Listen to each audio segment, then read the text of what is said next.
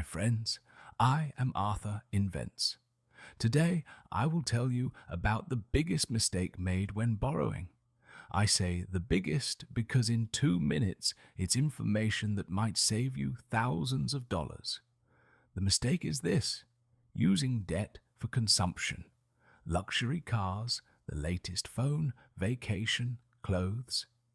If you borrow for these things, that debt will never make you rich.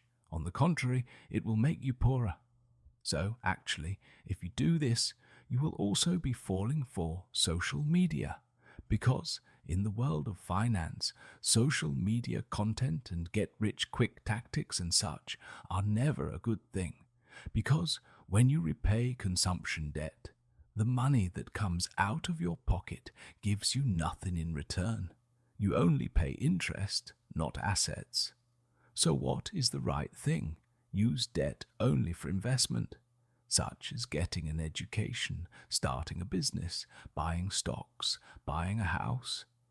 Those are fine, they count as needs, and this kind of debt gives you a return. Your money works for you. Even if you pay the interest, your gain will be greater than the interest. Remember, those who borrow for consumption become poorer.